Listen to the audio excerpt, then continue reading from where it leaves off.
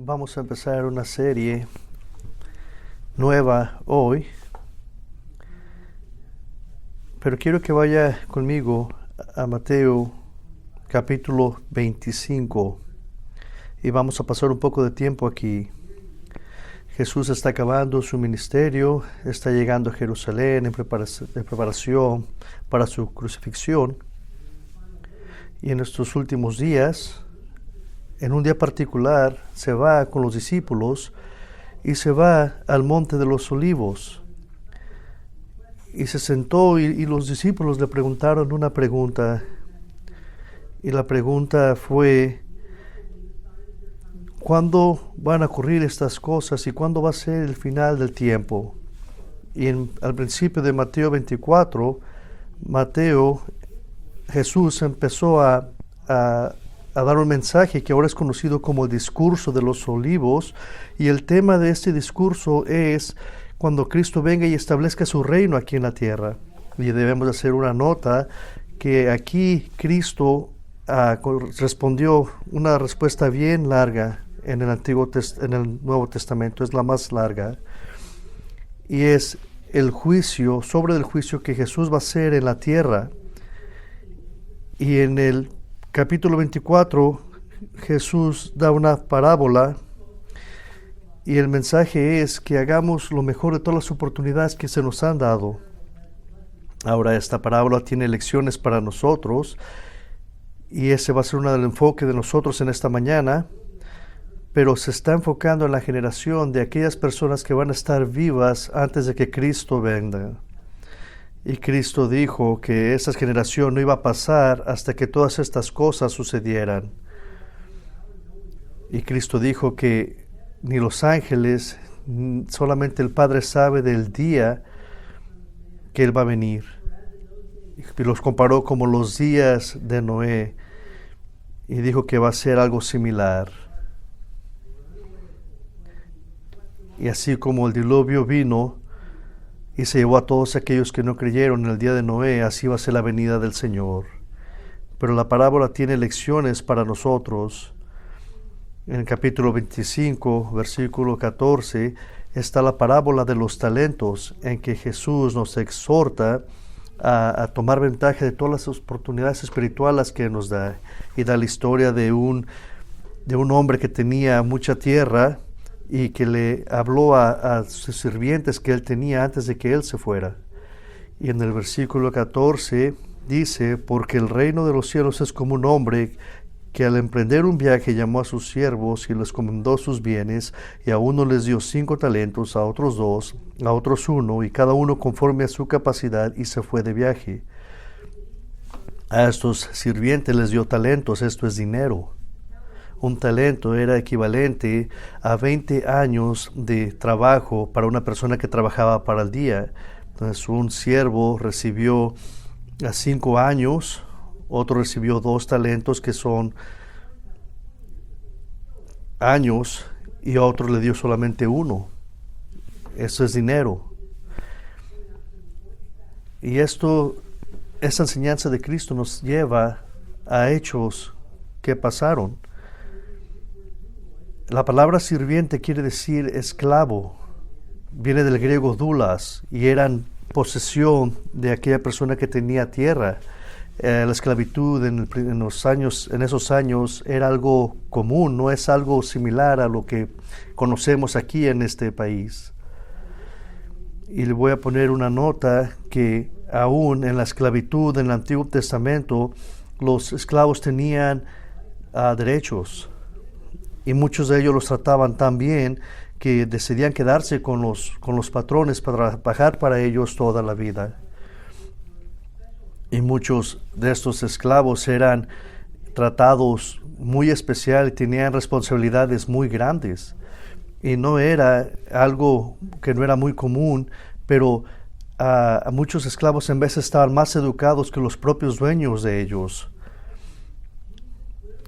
Jesús claramente lo que quiere enseñar es de que estos esclavos le pertenecían a este hombre. Otro hecho importante dentro del contexto de Cristo, aquí explicando lo que está diciendo antes de que Él venga a la tierra, el hombre en la historia es Jesús, el Maestro que va a regresar. Y el Maestro espera que los esclavos, los sirvientes, sirvan a su Maestro mientras Él no está aquí. Él no estaba esperando a una producción igual, estaba esperando en realidad un esfuerzo de parte de ellos igual. Y estos hombres, aquí los esclavos representan a creyentes que profesan ser cristianos, que todos nosotros hemos sido confiados con el trabajo por el Maestro, y ese es el Evangelio. Y algo más que tenemos que notar es que el Maestro les dio dinero para que lo usaran de acuerdo a su habilidad. Conocía a estos hombres íntimamente, sabía sus habilidades, sabía lo que podían y no podían hacer. Y esto se puede ver aún en los 12 discípulos, cómo ciertos discípulos estaban dentro del círculo íntimo de Cristo. Y Pedro era el que lideraba a estos 12 discípulos. La implicación es muy clara, que los creyentes que van a venir a reinar con el Señor, se les va a dar diferentes responsabilidades dependiendo en las habilidades que tengan por Dios. Y no se espera la misma producción, pero sí el mismo esfuerzo. Y usted sabe cómo fue la historia. El que se le dieron 5 hizo 5 más. Al que se le dio Dios hizo lo mismo. Pero aquel que nada más se le dio 1, dice que hizo un hoyo en la tierra y lo escondió. Los 2 esclavos que usaron los recursos del Maestro bien fueron recompensados. ¿Y qué fue su recompensa?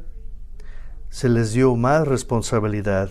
En el versículo 21 usted puede ver eso. Ustedes fueron fieles en lo poco, a mucho los pondré. La implicación de que las recompensas en el reino venidero van a ser responsabilidades. No se imagine que en el reino no va a ser nada. Usted va a tener responsabilidades en el reino. Y yo le puedo enseñar en otras partes de las Escrituras donde usted va a ser responsable por servir al Señor en ese tiempo. Entonces, si todo cristiano va a ser recompensado, porque algunos van a tener más responsabilidades que otros. ¿Por qué? Porque fueron más fieles. Pero ¿qué pasó con ese que escondió su talento? Primero, el esclavo insultó al Maestro por llegar a las conclusiones erróneas de él. Y fíjense lo que dijo. Dice, yo sé que el Maestro es duro. Y es como decir que Cristo es duro. Tenía una perspectiva distorsionada de su Maestro, así como nosotros la podemos tener de Cristo. La segunda, que este esclavo, este siervo, por la razón que escondió su talento, podemos ver que se justificó. Dijo, como yo sé que eres un hombre duro, lo voy a esconder para no perderlo, como que si Cristo lo iba a recompensar por no hacer nada. ¿Qué quiere decir eso? Que eso quiere decir que ese esclavo no conocía a su Maestro, no tenía amor, no tenía afección y no tenía confianza en él. Ese es el cristiano que profesa ser cristiano, pero tiene una mirada corrupta de Dios, que no ha sido redimido, que no es salvo. ¿Cuál es la diferencia de los 2 y el tercero? Los primeros 2 demostraron el deseo de ver al Maestro regresar y servirle mientras Él venía. Y en hacer esto probaron lo genuino de su salvación. ¿Se imaginan a estos siervos regresándole al Maestro no solamente lo que les dio, sino lo doble? Pero el tercero demostró un miedo de que regresara el Maestro y dijo, te tenía miedo, sé que eres un hombre duro. Me recuerda cuando el apóstol Juan le dijo a aquellos en la iglesia, en 1 de Juan 2:28, ahora hijos, permanecer en él para que cuando se manifieste tengamos confianza y no nos apartemos de él avergonzados en su venida. Póngase usted en los zapatos de los primeros siervos que le entregaron con recompensa al maestro lo que les dio. Ellos estaban contentos. Ellos tuvieron que haber estado alegres, pero el tercero no. Cuando vio que venía el maestro, de haber dicho, oh no, ahí viene. ¿Qué pasó con aquel siervo que no hizo lo que tenía que hacer? Fíjese lo que dice Mateo 25-28. Por tanto, quitarle el talento y dárselo al que tiene los 10 talentos, porque a todo el que tiene más se le dará y tendrá en abundancia, pero al que no tiene aún lo que tiene se le quitará. Y al siervo inútil echarlo en las tinieblas de afuera, y ahí será llanto y el crujir de dientes. Este no es un creyente, este tiene que ser una persona que no conocía a Dios. El tercer siervo no solamente no era flojo, no era fiel, sino que no tenía esperanza en el maestro. Hay una lección aquí para el que no cree. Y la lección es que si usted no tiene amor y fe en Dios y en el trabajo de Cristo, todo lo que usted hizo aquí en la iglesia, toda la falsedad que enseñó al asistir aquí, al pretender hacer algo, el Señor al último lo va a venir juzgando y todo lo más secreto y lo íntimo va a ser revelado. Y vamos a poderle agregar que este talento fue la representación, a lo mejor de la representación del Evangelio. Puede ser que a ti como no creyente, el talento que se te está dando es cada vez que te comparten el Evangelio. A lo mejor cuando lees la Biblia y no la aceptas y la rechazas, a lo mejor es el talento que Dios te está dando y lo está rechazando y lo estás enterrando. Cualquier cosa que el talento represente es en realidad algo que se te va a quitar al final del tiempo porque no lo usaste bien. Y hay una lección para el creyente, para aquel que es verdaderamente salvo, aquel que va a usar sus talentos como fue intencionado, van a ser recompensados. Y aquí podemos ver la categoría de aquellos que no son salvos y los que sí son salvos. Y va a haber personas que sí van a ser salvas al no haber hecho nada por el Señor, pero tristemente apenas van a llegar al cielo. Es lo que dice la Biblia en Corintios. Eso no quiere decir que no van a estar felices en el cielo. Yo preferiría estar en el cielo y ser feliz sin nada que en el infierno por el resto de la vida. El maestro dio talentos, dio oportunidades espirituales. 2 fueron fieles y otro no, de acuerdo a sus habilidades, y fueron recompensados de la misma manera. A los 2 se oyeron la voz del maestro, que fueron preciosos para oír a nosotros, y nosotros esperamos oír las mismas palabras. Fíjese lo que dice: buen y fiel siervo, bien hecho lo que hiciste. Pero si nosotros sacamos esa realidad en que Él recompensa a los fieles y usamos las oportunidades que Él nos está dando para usarlo a una manera más corporativa dentro de la iglesia, y podemos usar los talentos en eso, podría ser el impacto más grande. Esto no es una especulación, esto es bíblico. Por ejemplo, Romanos 1:8, Pablo les dice: en primer lugar, doy gracias a mi Dios por medio de Jesucristo por todos vosotros, porque por todo el mundo se habla de vuestra fe. Eran conocidos por proclamar el Evangelio. En Efesios 1:15 al 16, por esta razón también yo, habiendo oído de la fe en el Señor Jesús que hay entre vosotros y de vuestro amor por todos los santos, no ceso de dar gracias por vosotros, haciendo mención de vosotros en mis oraciones. La iglesia de Efesios era conocida por su amor. Fíjese lo que dice de Filipenses 1:3. Yo doy gracias a mí, Dios, siempre que me acuerdo de vosotros, orando siempre con gozo en cada una de mis oraciones por todos vosotros, por vuestra participación del Evangelio desde el primer día hasta ahora. Ellos eran conocidos por apoyar el Evangelio y a misioneros. A la iglesia de Tesalonicenses dice que ellos recibieron el Evangelio aun cuando estaban siendo perseguidos y trabajaban duro, al punto donde el impacto se fue por todas las provincias romanas. La iglesia de Tesalonicenses si lo puedo poner de esta manera, no les tenían que decir a los miembros, por favor, hagan algo. Siempre estaban trabajando. A la iglesia de Esmirna, Jesús mismo les dio una evaluación al decir que ellos sufrieron mucho por el Evangelio y que se mantuvieran firmes y que fueran fieles. A la iglesia de Filadelfia los elogió, les dijo que era una iglesia que tenían un poco poder, pero que mantuvieron la palabra de Dios y se mantuvieron firmes. Y les dijo, yo les voy a dar una puerta abierta a ellos. En la otra mano tenemos la iglesia de Éfesos. Tristemente fue infiltrada por falsos maestros y Timoteo fue mandado ahí por Pablo para corregirlos y atacar a estas personas que enseñaban eso. En Revelaciones 1, la iglesia de Éfesos fue elogiada por tener mejor doctrina, pero ¿qué perdieron? Su primer amor. Pablo condenó la iglesia de Gálatas por haber dejado el Evangelio. Gálatas capítulo 1 se mira que está en fuego.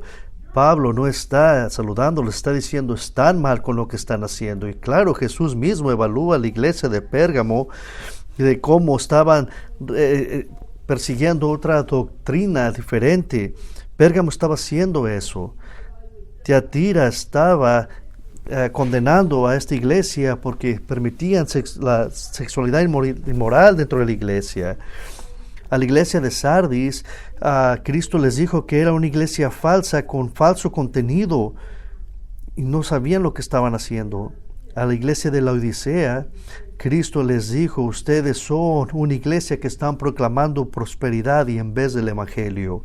Es claro en el Evangelio que Cristo, el maestro de todos los cristianos y la cabeza de la iglesia, tienes una mirada no solamente a usted como persona, sino también como a las iglesias locales. Voy a regresar en esto, pero quiero darle un anticipo de lo que está haciendo el Señor aquí con nosotros. El Señor en su gracia y su misericordia ha puesto en sus corazones que sean generosos con dinero que para empezar ya es de Él, y dieron más de $1 millón para nuestra nueva facilidad, y por la gracia de Dios tuvimos un préstamo y pudimos asegurar a un dinero que sobrepasó la inflación en la que estamos viendo, y nosotros ahorita ya tenemos este templo y estamos en medio de la remodelación de este lugar, y quiero darle unos datos de lo que está pasando. El edificio ocupa mucho trabajo, estamos en una fase número 1 y hemos partido este proyecto en 4 fases, y en la primera fase ya nos gastamos todo el dinero que teníamos. Y simplemente para que sepa, en la fase 2, 3 y 4 se va a ocupar de su fidelidad. Y sabemos que se ocupan más baños. Yo sé que las hermanas de aquí van a decir, yo coopero para eso. Y gracias a que ustedes ayudaron a la demolición de lo que se ocupaba, nos ahorramos $25,000 por haber hecho eso. El dato número 2, le damos gracias a Dios por su cuidado de nosotros. ¿Se acuerdan del edificio que nos rechazaron en el edificio que estaba en District? Si los hubieran aceptado, nos hubiéramos quedado sin dinero porque ocupaba más de lo que teníamos. Dios sabía que teníamos que estar en este lado en vez de este lado.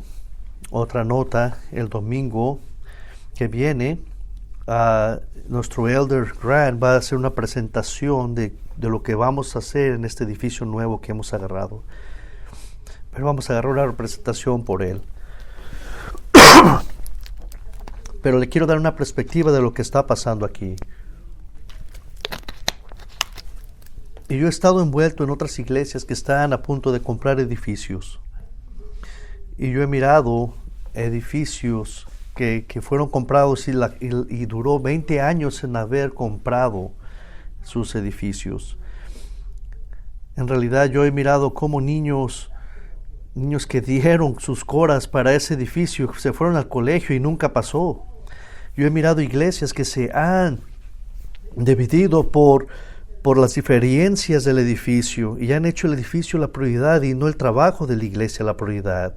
Yo he mirado líderes que han juntado dinero, mucho dinero para comprar un edificio y simplemente se asustan y ya no quieren hacer nada y se quedan con ese dinero y lo usan como una manera fraudulenta para engañar a las personas a seguir dando cuando no pasa nada. Y he mirado también cómo iglesias han empezado a tirar el dinero por otro lado simplemente porque ya teológicamente se fueron por otro lado y no se enfocaron en la palabra de Dios.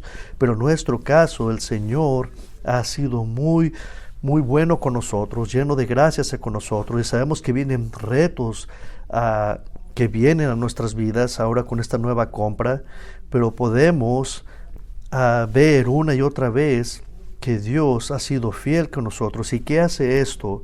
Lo que esto hace o debería de ser, debería de estimularnos a más fe. El Señor nos ha bendecido tanto en este ministerio y yo espero que esta misericordia del Señor venga de que hemos sido fieles en lo más pequeño, así como lo miramos en la parábola de los talentos, que hemos puesto la palabra de Dios como prioridad y hemos sido fieles en constantemente en lo que se predica detrás del púlpito. Es lo más importante que hay de una iglesia, que hemos sido fieles en proclamar y alabar al Señor como lo tenemos que hacer, al estar juntándonos, no importando lo que diga el gobierno, teniendo la eclesiología dentro de la iglesia y estar siempre con el producto que simplemente tenemos que ofrecer al mundo, que es el Evangelio. No ofrecemos nada más que el Evangelio. Eso es lo único, la única cura para la maldad del hombre, que es el pecado. Y sabemos que el Señor es el que sigue trayendo nueva gente a esta iglesia, nuevo talento para hacer su trabajo. ¿Por qué? Porque hay muchas personas que hacen lo contrario. Y hay mucha gente que nos ha ahorrado mucho dinero aquí en la iglesia simplemente por ofrecer sus talentos. Como su pastor, estoy extremadamente al día y al pie de que podemos llegar a ser presumidos y arrogantes, y no queremos llegar a eso. Esta iglesia tiene 25 años, y en estos 25 años es la primera vez que esta iglesia, esta congregación tiene un edificio, y ya dejamos de ser una iglesia que simplemente ha sido plantada. Ahora tenemos ya una iglesia aquí local. Es como tener a una persona de 47 años viviendo con sus papás. Ahora, gracias a Dios, ya podemos decir que ya tenemos dónde vivir, dónde poder servirle y adorar al Señor. Y ahora el Señor espera que nosotros seamos responsables. Se nos acaban de dar 5 talentos y tenemos que usarlos bien.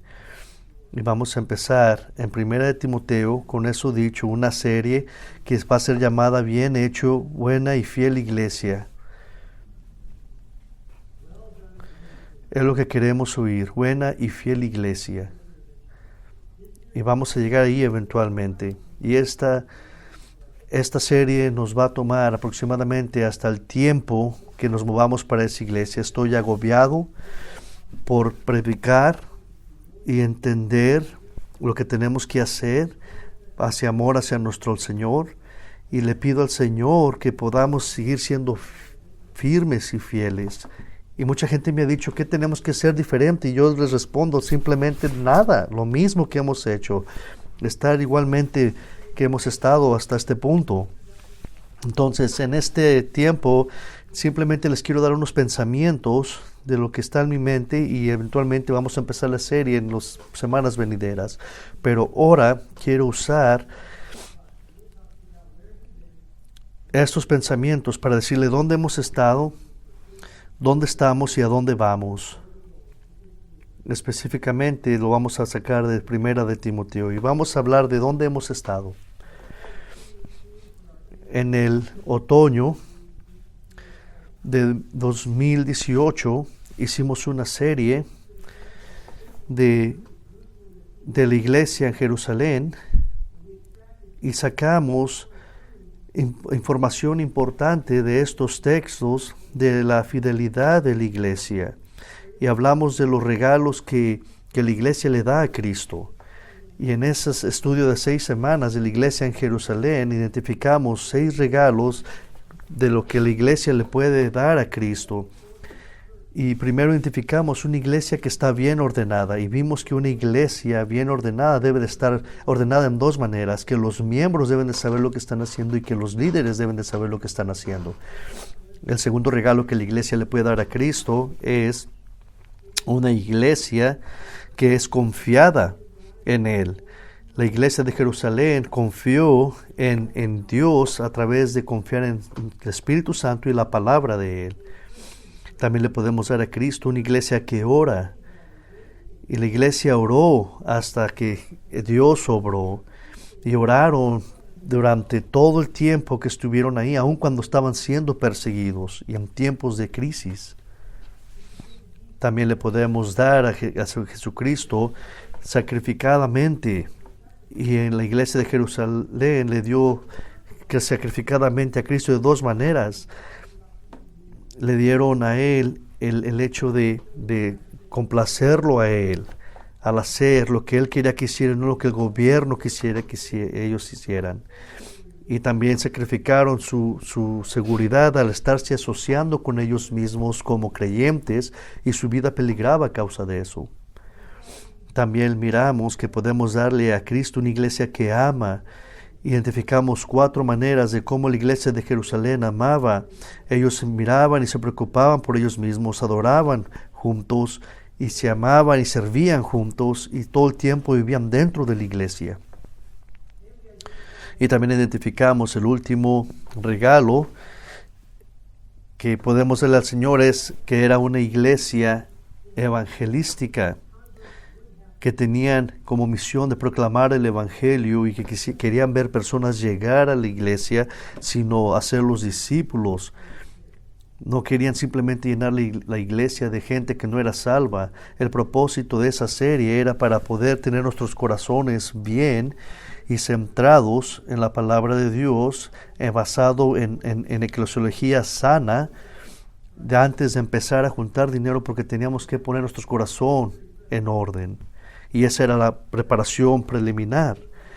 En el banquete del 2019 también introducimos el concepto de recolectar dinero para esto, pero también nuestro enfoque fue el de tener un corazón apropiadamente sano para empezar a hacer eso.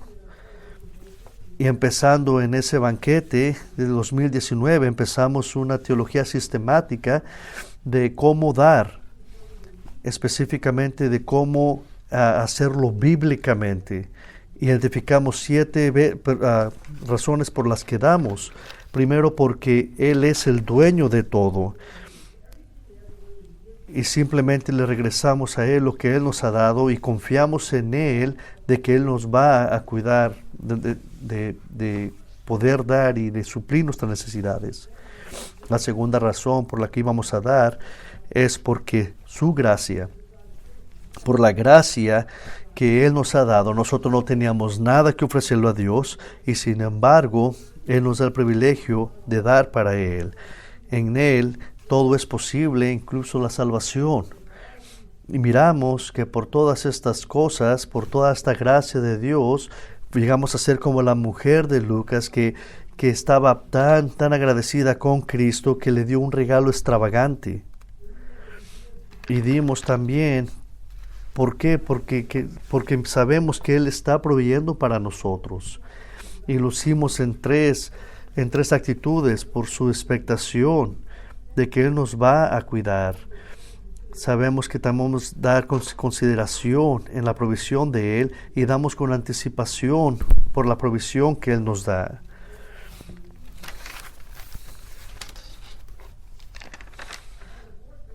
La razón número 4 también que damos es porque somos parte de la iglesia de Cristo. Y sabemos que también ocupamos gente que proclame el Evangelio, que hay maestros para que puedan proclamar el Evangelio a aquellas personas, y así poder apoyar a aquellos hombres que están proclamando el Evangelio. La fe de la iglesia hacia Cristo es expresado de una manera donde la iglesia está comprometida con los pastores y así trabajamos para que el Evangelio se mueva adelante. Y también dijimos que damos porque Dios nos iba a recompensar. Todo este mensaje fue simplemente enfocado en llegar a entender dónde está nuestro tesoro, en el cielo o en la tierra. También dijimos que estábamos dando para la gloria de Dios. Dios ha ordenado un lugar sagrado, un espacio donde podamos adorar, y es algo es escritural, es algo que usted puede encontrar dentro de las escrituras, y ocupamos un lugar donde hacer estas cosas.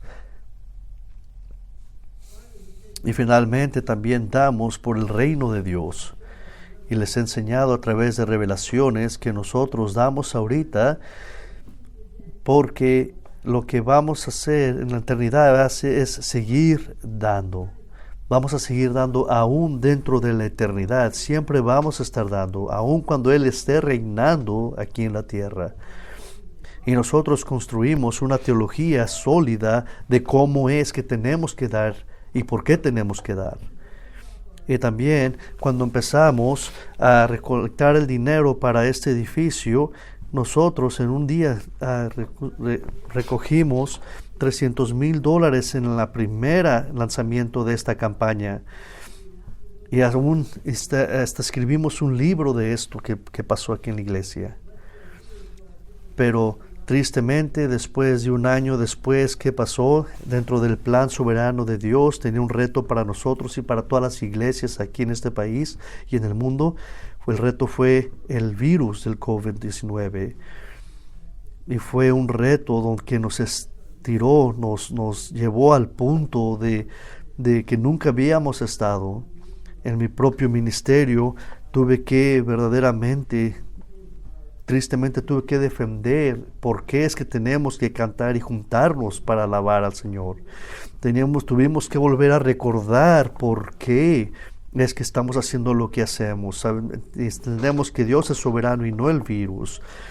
Y que tuvimos que recordarnos que fue Dios el que instituyó el gobierno. Y que la iglesia no es una clínica, sino es un lugar donde se proclama el Evangelio. Y predicamos tantos mensajes sobre esto que vinimos acabando con un libro que se llamó La Iglesia Esencial. Y esto fue lo que nos llevó a llevar la conferencia a decir que este era el año de la iglesia. Los santos de todos los lugares tuvimos que pararnos enfrente del gobierno y decirle que más vale que respeten la iglesia y que teman a Dios. Y sabemos que Dios ha llevado a esta iglesia a través de ese tiempo difícil y nos ha ayudado a salir. Hay mucha gente que está escuchando los mensajes a través de las redes sociales, y aparte de haber parado en el tiempo del virus, de haber dicho que no dieran ya más por el virus, la iglesia siguió dando y siguieron enfocados y siguieron determinados en dar, y eso fue lo que nos dio a entender de que ustedes estaban entendiendo, que sabían que el dinero era de Dios en primer lugar.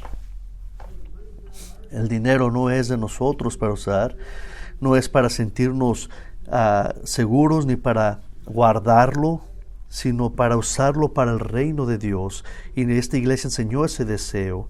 Nosotros no queremos ser una iglesia que podamos decir, cuando Cristo venga tenemos todo el dinero aquí guardado que usted nos dio. No, queremos usar todo el dinero que el Señor nos dé para el Evangelio, para proclamar la verdad y usarlo para su reino. Eso es donde estábamos ahora, donde estamos ahorita.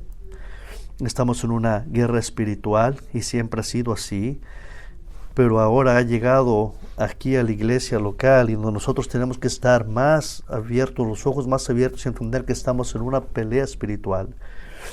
Y estas batallas se ganan cuando estamos constantemente conectados y juntos como iglesia, porque la cultura está desesperadamente queriendo dividir la iglesia. Quieren ponernos unos en contra de otros como creyentes. ¿Y cómo estamos ahorita? Y la manera que estamos ahorita, quiero compartir con ustedes unos pensamientos de la conexión que tenemos en estar con Cristo y dentro de la iglesia. El cristianismo americano exitosamente ha hecho una desconexión entre ser cristiano y estar junto en la iglesia. Pero el Nuevo Testamento no hace esa desconexión. Al contrario, Pablo hace esa conexión algo muy, muy cerca, muy íntimo. Vaya conmigo a 1 Corintios, capítulo 12. Pablo hace una conexión entre ser cristiano y ser parte de la iglesia. Yo sé que ya lo habíamos leído en la mañana, pero si por favor me consiente con esto, lo quisiera volver a leer. 1 Corintios 12, versículo 12 dice así: porque así como el cuerpo es uno y tiene muchos miembros, pero todos los miembros del cuerpo, aunque son muchos, constituyen un solo cuerpo, así también es Cristo, pues por un mismo espíritu todos fuimos bautizados en un solo cuerpo, ya judíos o griegos, ya esclavos o libres, y a todos se nos dio a beber del mismo espíritu, porque el cuerpo no es un solo miembro, sino muchos. Si el pie dijere, porque no soy mano, no soy parte del cuerpo, no por eso deja de ser parte del cuerpo. Y si el oído dijere, porque no soy ojo, no soy parte del cuerpo, no por eso deja de ser parte del cuerpo. Si todo el cuerpo fuera ojo, ¿qué sería del oído? Si todo fuera oído, ¿qué sería del olfato? Ahora bien, Dios ha colocado a cada uno de los miembros en el cuerpo según le ha agradado. Y si todos fueran un cuerpo según le agradó, y si todos fueran un solo miembro, ¿qué sería del cuerpo? Sin embargo, hay muchos miembros, pero un solo cuerpo, y el ojo no puede decir a la mano, no te necesito, ni tampoco a la cabeza, a los pies, no os necesito, porque al contrario, la verdad es que los miembros del cuerpo que parezcan ser los más débiles son los más necesarios, y las partes del cuerpo que estimamos menos honrosas, a estas los vestimos con más honra, de manera que las partes consideramos más íntimas reciben un trato más honroso, ya que nuestras partes presentables no lo necesitan, mas así formó Dios al cuerpo, dando mayor honra a las partes que carecía de ella. Puedo parar aquí. Lo que Pablo está diciendo, que el menos de nosotros es el más grande dentro de nosotros. Todos nosotros éramos personas que no hacíamos lo correcto, pero somos esenciales ahora dentro de la iglesia. Si usted es un fisiculturista, usted enseña su cuerpo, todo su cuerpo. Pero usted no puede vivir sin un dedo, el dedo más pequeño. Todas las partes son importantes. El versículo 26 dice, y si un miembro sufre, todos los miembros sufren con él. Y si un miembro es honrado, todos los miembros se regocijan con él. Somos parte del cuerpo. Quiero hacer unas observaciones en todo esto, de la conexión de tener fe en Cristo y de ser parte de la iglesia. La primera observación es que la gente de Cristo son parte del cuerpo. Somos un cuerpo en Cristo. Alguien podrá decir, eso simplemente quiere decir que soy parte de la iglesia universal. Eso no necesariamente quiere decir que tengo que juntarme localmente. En realidad, lo que el pasaje sigue diciendo y hace de esa manera de pensar algo ridículo. Si usted es parte de la iglesia universal, usted también va a ser parte del cuerpo local. ¿Por qué somos parte del cuerpo de Cristo? Mire la segunda observación, porque hemos hecho de beber el mismo espíritu. Esto es lo que hace un solo cuerpo. Esto no quiere decir que somos cristianos solitarios, somos parte del cuerpo de Cristo, nos hace uno. La tercera observación es que somos diferentes partes del cuerpo, pero somos todos del mismo cuerpo. El contexto de este pasaje es los regalos que Dios nos ha dado, que mucha gente tiene diferentes regalos y otros tienen menos, pero la realidad es de que todos los usamos para la función del cuerpo. Tenemos una función y somos llamados a llevar esa función a cabo. Nosotros no somos personas que vamos a empezar una iglesia dentro de la casa con su familia y los vecinos. Eso es irrelevante. Tampoco quiere decir que usted va a venir a la iglesia simplemente a consumir lo que se le está dando. Usted tiene que conectarse. Hay otra observación, que Cristo nos ha escogido conforme a Él le ha placido. Fíjese lo que dice el versículo 15. Dice que Él ha puesto las partes en el cuerpo. Nosotros hacemos nuestra parte al entender que Dios nos ha dado las habilidades y no tenemos una opción al decir que yo no quiero ser parte de este cuerpo. O en la quinta observación, Dios prohíbe que usted no esté conectado dentro de la iglesia. Usted no puede decir, yo no quiero ser parte del cuerpo. Usted no tiene el derecho de hacer eso. Una sexta observación es que Dios diseñó la iglesia contando con todos. Tenemos las partes más débiles y tenemos las partes más fuertes. Todas las iglesias tienen personas débiles, tienen personas con talentos más pequeños. Pero el Evangelio es para todos, que van a venir a los pies de Cristo a través del Evangelio. Pablo nos recuerda que no hay nadie noble, no hay nadie sabio, nos recuerda que somos lo más raro del mundo. Pero yo estoy de acuerdo con Pablo al creer que aquellos miembros más difíciles, los que tienen menos talentos, son igual de importantes dentro de la iglesia. Yo tengo un corazón muy sensible para aquellos que tienen disabilidades mentales. La iglesia los ocupa, porque si usted los pudiera ver cuando lleguen a ser glorificados, usted va a ser tentado a adorarlos. Dios diseñó la iglesia para ser de Él. Otra observación es, no hay interdependencia dentro de la iglesia. Usted está o no está dentro de la iglesia. Usted no simplemente va a estar a distancia, o está dentro o está afuera. El punto de este texto es que hay una conexión, que si usted está en Cristo, usted también está en la iglesia. Es profundo este entendimiento y no tiene vuelta de hoja. Ojalá lo haya podido convencer de que ser obediente a Cristo es ser parte de la iglesia. Ahora quiero hablarles a dónde vamos. ¿Cómo podemos recibir el elogio de Dios al decir, bien hecho, buena iglesia? Vaya conmigo a 1 Timoteo 4:1. Y vamos a estar tomando de aquí lo que vamos a estar estudiando en el futuro.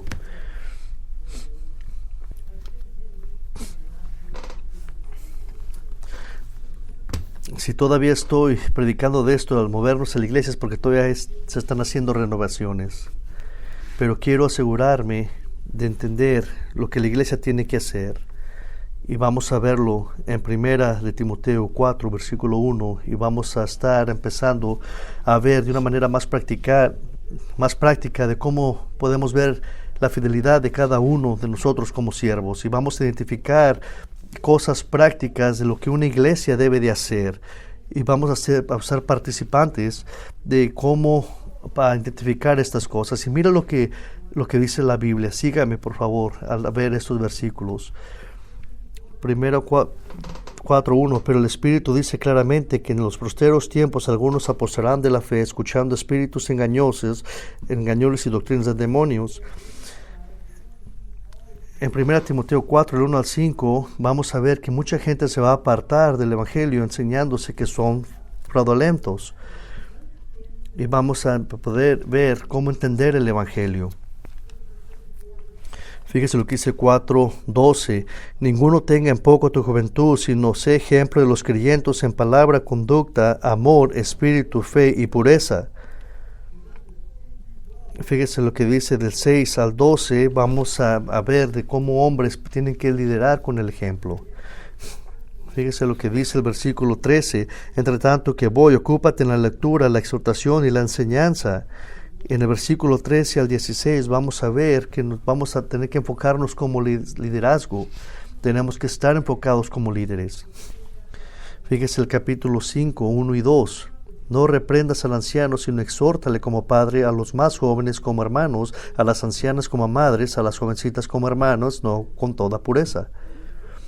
Y en esos dos versículos vamos a ver cómo tenemos que purificar a los individuos de la iglesia. y queremos ver la santificación de cada uno de nosotros. Fíjese lo que dice el 5 y 6. Mas lo que verdad que es viuda y que haga dado sola espera en Dios, y es diligente en súplicas y oraciones noche y día. Y también tenemos que ver cómo la iglesia va a estar ayudando a la gente vulnerable. En el versículo 9 al 15 vamos a ver cómo discipular a las mujeres. El capítulo 5, 17 dice: los ancianos que gobiernan bien sean tenidos por dignos de doble honor, mayormente a los que trabajan en predicar y enseñar. Y también dice, nos recuerda que aquellos que están practicando el pecado sean confrontados. La iglesia debe de estarse evaluando, y lo vamos a ver aquí en Timoteo. El capítulo 6:1 dice: todos los que están bajo el yugo de esclavitud tengan a sus amos por dignos de todo honor, para que no sea blasfemado el nombre de Dios y la doctrina. Todos los que tenemos amos tenemos que trabajar con ellos bien, para que el evangelio no sea dañado. En el capítulo 6:1 y 2 vamos a ver que estamos representando a Dios y que tenemos que honrar el nombre. El capítulo 6, versículo 3 dice: si alguno enseña otra cosa y no se conforme a las sanas enseñanzas, vamos a empezar a ver cómo cuidar el rebaño dentro de la iglesia. En el capítulo 6, versículo 6 dice: pero con gran ganancia la piedad acompañada de contentamiento. Y vamos a ver también el versículo 10 de cómo exhortar para estar contentos, de cómo podemos ser contentos como iglesia. El capítulo 6, 12 dice: pelea la buena batalla de la fe. Del 11 al 12 vamos a ver cómo estamos en una batalla espiritual y tenemos que estar peleando la buena batalla. En el capítulo 6, 14 dice que guardes el mandamiento sin maculas ni represión hasta la aparición de nuestro Señor Jesucristo. Y les voy a enseñar, basado en este versículo, de que tenemos que estar enseñando todo el consejo de Dios, la palabra de Él. En el 6, en el 17 y 18 dice: los ricos de este siglo manda que no sean altivos, ni pongan la esperanza en las riquezas, las cuales son inciertas, sino la abundancia para que los disfrutemos. Que hagan bien, que sean ricos en buenas obras, dadivosos y generosos. El ministerio de la iglesia tiene que ver con todo lo que usted da aquí en la iglesia, y tenemos que dar con generosidad. Y finalmente, el versículo 20 dice: oh Timoteo, guarda lo que se te ha encomendado, evitando las profanas pláticas sobre cosas vanas y los argumentos de la falsamente llamada ciencia. Y que la gracia sea contigo. Pablo regresa al tema que le está dando a Timoteo, la comisión de guardar la verdad, y vamos a acabar la serie en ese tema. Entonces, esto es lo que vamos a hacer prácticamente como iglesia. Esto es lo que hace una iglesia sana, entendiendo el evangelio, liderando en el ejemplo, enfocando el liderazgo, purificando al individuo, ayudando al vulnerable, discipulando a las mujeres, honrando el nombre, cuidando el rebaño, exhortando al contentamiento, peleando la buena batalla, predicando la palabra, dando con generosidad y guardando la verdad. Eso es la fundación en la que nosotros queremos estar pasados antes de movernos a este nuevo edificio. Que el Señor sea fiel a través, que podamos ser fieles hacia Él. Y quiero hacer la separación en su manera de pensar de lo malo a lo bueno.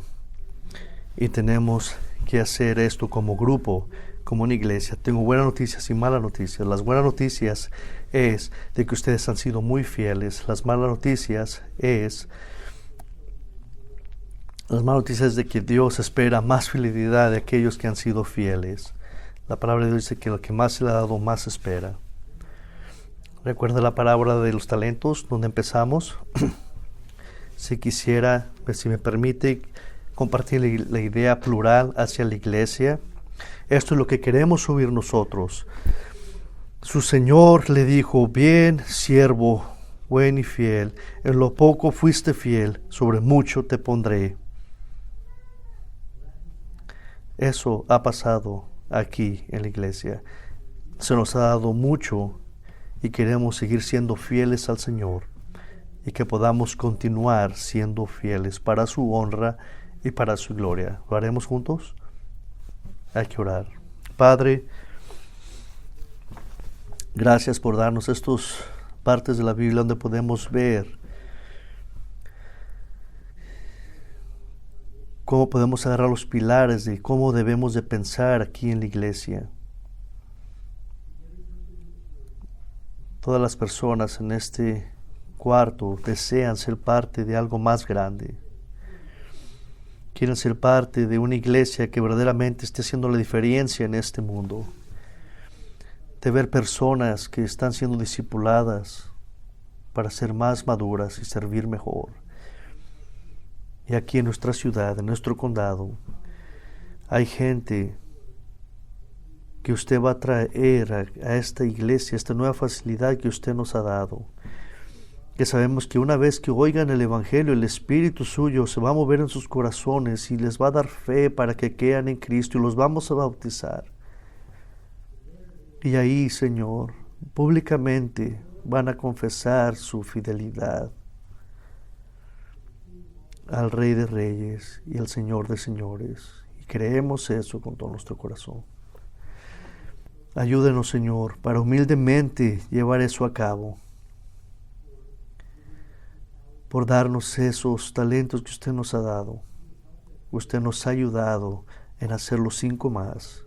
Y ahora, Padre, le pido una vez más que lo vuelva a hacer una y otra vez. Úsenos como iglesia a un punto donde no nos podamos imaginar. Que podamos tener la satisfacción de estar envuelto en su trabajo, Señor. Que Cristo sea famoso simplemente por este cuerpo fiel de creyentes. Le damos gracias, Señor. Amén.